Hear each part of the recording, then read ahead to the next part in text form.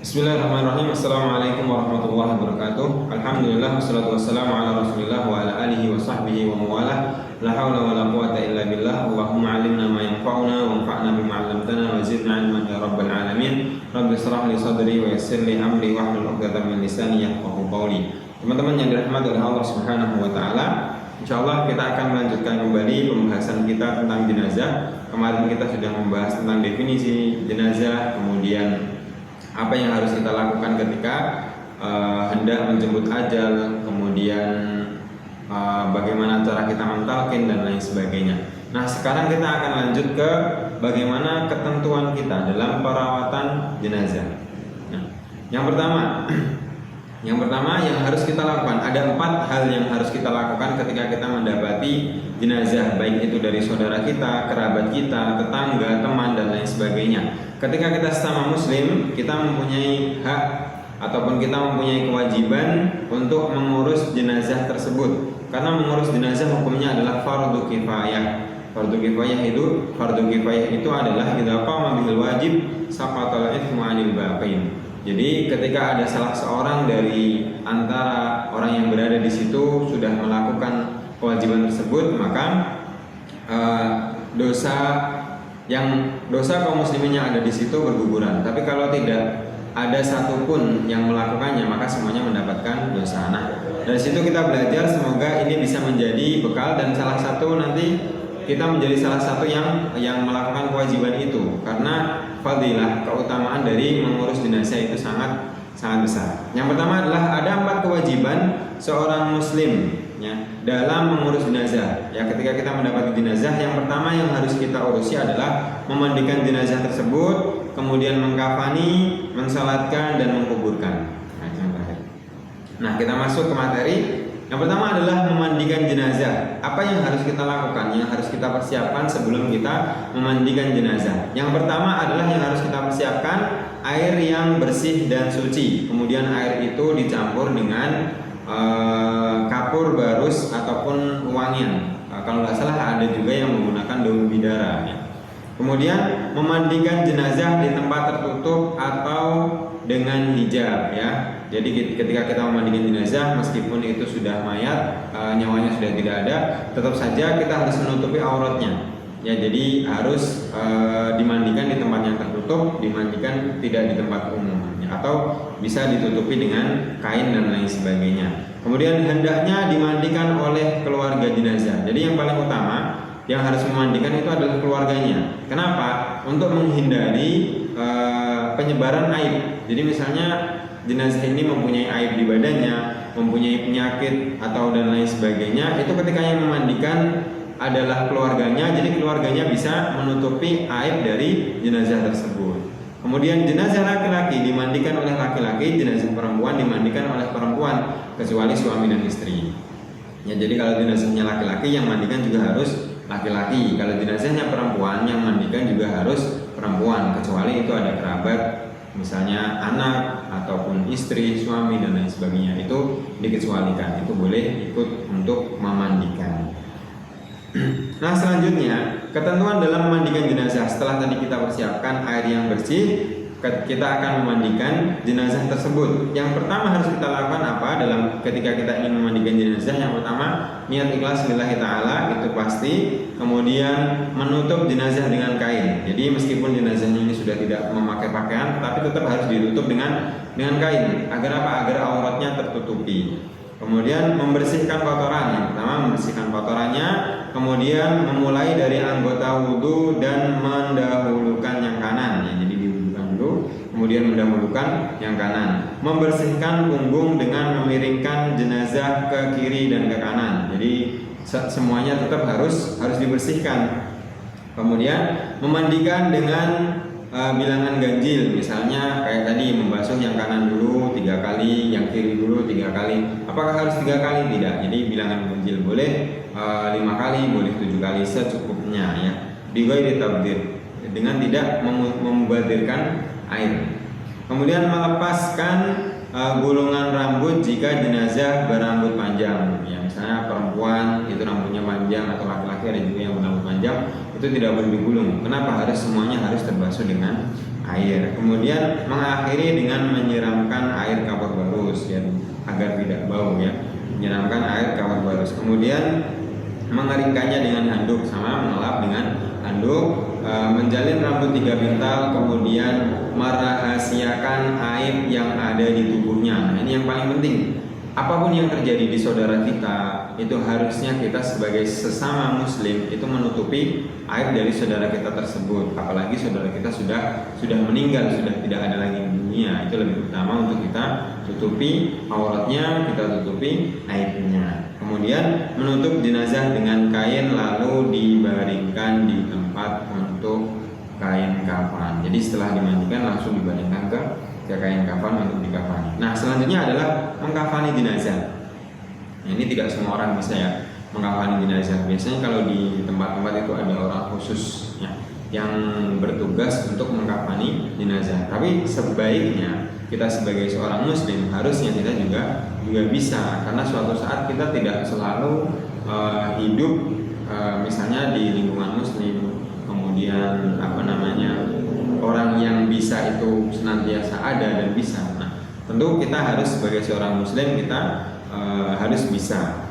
Yang pertama adalah menyiapkan kain kafan, sudah pasti ya. Kemudian jumlah kain kafan untuk laki-laki itu 3 helai atau 3 lembar. Kemudian untuk perempuan 5 lembar. Kemudian menyiapkan tali secukupnya. Jadi kalau untuk tali kain kafan itu tidak harus 7 misalnya. Jadi secukupnya. Kalau memang lebih ya lebih, kalau cukup 7 cukup ya 7, kurang mungkin juga nggak apa-apa. Kemudian menyiapkan wangi-wangian, jadi harus menggunakan wangi-wangian juga. Selanjutnya langkah mengkafani jenazah. Bagaimana kita mengkafani jenazah? Yang pertama, jenazah diletakkan di atas kain kafan dengan ditutup selembar kain. Jadi tadi setelah dimandikan kemudian dibaringkan di atas kain kafan. Nah, kemudian itu yang pertama dikafani dengan selembar. Kemudian jenazah laki-laki ditutup dengan 3 lembar kain kafan dengan rapi. Kalau laki-laki gampang ya, tinggal ditutup dengan 3 kain kafan ditutup dengan rapi ya. Jenazah perempuan ditutup dengan 5 lembar kain kafan ya, 2 lembar seluruh tubuh, kemudian 1 basahan, jadi 1 untuk bawahan, kemudian 1 untuk baju, 1 untuk ke atas, kemudian 1 untuk kerudung. Jadi jumlahnya totalnya ada 5. Setelah selesai ditutup, lalu diikat dengan tali yang sudah disiapkan dengan simpul di sebelah kiri. Kita sudah pernah belajar di HWCamp ya bagaimana tali simpul. Selanjutnya memberikan wangi-wangian kecuali jenazah yang sedang ihram. Ihram itu apa? Ihram itu adalah orang yang sedang umroh atau orang yang sedang haji. Itu ketika wafatnya dia dalam keadaan ihram ya, itu dia tidak boleh memakai wangi-wangian atau tidak boleh dikasih wangi-wangian, karena memakai wangi-wangian bagi orang yang sedang ihram itu hukumnya haram, tidak diperbolehkan. Kemudian tidak berlebihan dalam mengkafani jenazah ya. Jadi secukupnya, mentang-mentang orang kaya dikafani dengan 10 helai misalnya ya, biar awet, biar tidak ditanya malaikat. Ada juga yang mengkafani dengan warnanya nggak putih, biar pikirannya mayat sudah lama gitu. Nah, itu tidak diperbolehkan ya. Akan tapi apakah kain kafan harus putih? Tidak harus putih, bisa yang lainnya. Akan tapi lebih utama menggunakan kain kafan yang putih. Selanjutnya mensolatkan jenazah. Bagaimana kita mensolatkan jenazah? Setelah tadi dimandikan kemudian dikafani, tentunya harus kita sholatkan, karena itu sebagai hak kewajiban kita sebagai seorang muslim kepada muslim yang lainnya, yaitu untuk mensolatkan jenazahnya. Kemudian yang pertama yang harus kita lakukan adalah niat ikhlas lillahi ta'ala. Tentunya ini pasti di setiap amalan yang kita lakukan itu harus diiringi dengan niat ikhlas lillahi ta'ala. Kemudian sendiri atau berjamaah. Jadi sholat jenazah itu boleh dilakukan sendiri, boleh dilakukan secara berjamaah. Ketika kita lakukan secara berjamaah itu diutamakan dengan 3 shaf atau lebih. Jadi meskipun orangnya sedikit, kita bentuk 3 shaf, itu sunnahnya. Kemudian tempat berdiri imam. Nah, tempat berdiri imam di mana imam berdiri ketika mensolatkan jenazah. Imam berdiri, ya, ketika jenazahnya itu laki-laki maka berdiri pada arah kepala. Jadi setelah mayatnya ini ditaruh di sebelah di arah kiblat, kemudian kita mensolatkan untuk laki-laki pas di arah kepalanya. Kalau untuk perempuan kita di tengahnya pas di arah lambung atau perutnya. Kemudian bagaimana kita melakukan sholat? Bagaimana kita melakukan sholat jenazah? Nah, sholat jenazah itu tidak pakai rukuk, tidak pakai sujud. Ya.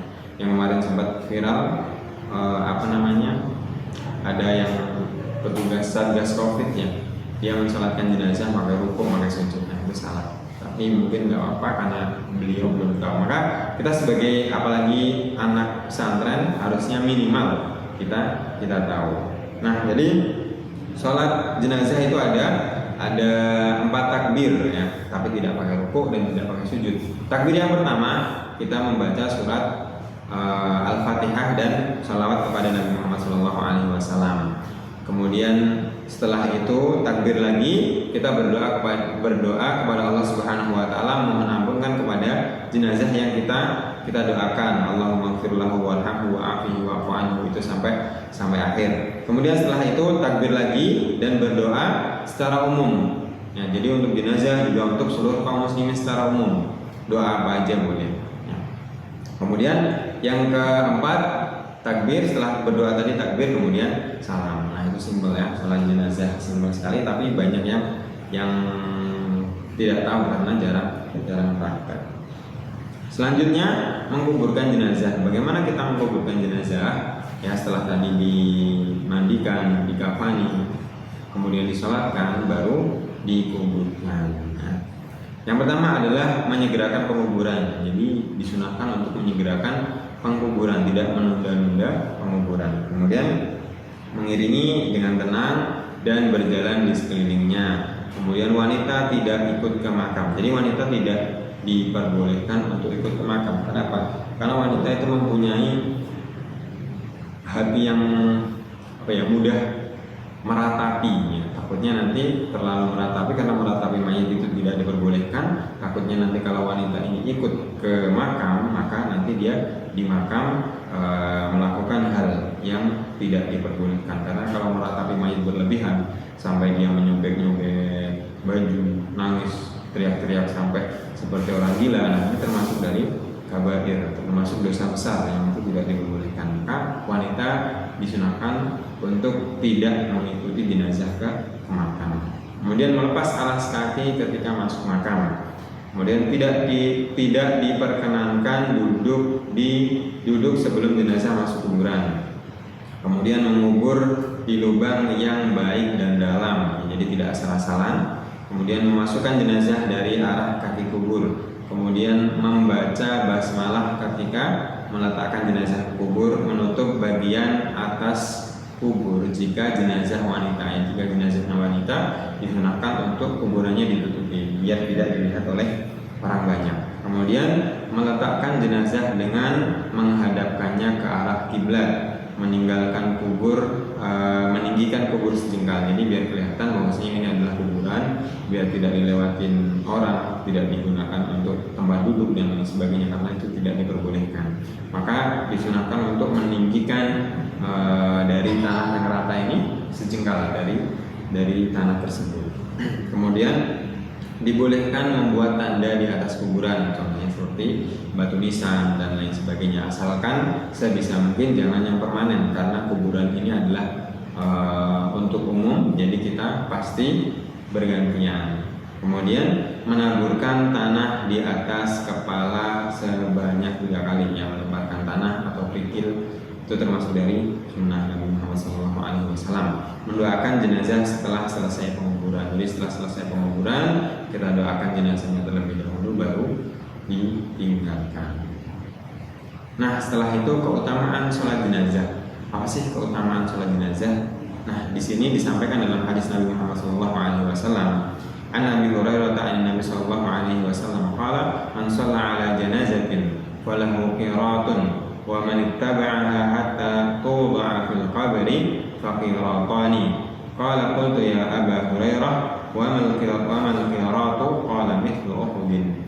Jadi dari Abu Hurairah radhiyallahu anhu dari Nabi Shallallahu Alaihi Wasallam bersabda bahwasanya siapa saja yang bersolat ataupun sholat terhadap jenazah, maka di sini dia akan mendapat qirat, kemudian 1 qirat. Kemudian waman ittaba'a hatta tuda'a fil qabr, ketika setelah dia mensolatkan dia ngikutnya jenazah itu sampai dikuburkan di dalam kuburnya, maka dia mendapatkan qiratani. Qala qultu ya Abu Hurairah wa mal qiratu. Maka salah seorang sahabat bertanya kepada Abu Hurairah, ya Abu Hurairah, apa yang dimaksud dengan qirat? Qirat itu adalah mithlu Uhudin, seperti gunung Uhud. Jadi kebaikan sebesar gunung Uhud. Nah itu. Jadi ini adalah fadilah, meskipun masih banyak lagi fadilah yang akan didapatkan. Nah, ini adalah salah satu fadilah yang akan kita dapatkan. Maka dari itu, meskipun ini hukumnya adalah fardhu kifayah, sebisa mungkin kita mendatangi jenazah tersebut, meskipun hanya mensolatkan, karena itu nanti akan meringankan, akan mengampuni. Allah Subhanahu wa taala mudah mengampuni dosa si mayat tersebut ketika banyak yang mendoakan. Wallahu taala a'lam bishawab. Jazakumullahu khairan. Ya. Semoga ini bisa dipahami. Nanti kalau masih ada yang ditanyakan silahkan ditanyakan. Wallahu taala a'lam bishawab. Billahi taufiq wal hidayah. Assalamualaikum warahmatullahi wabarakatuh.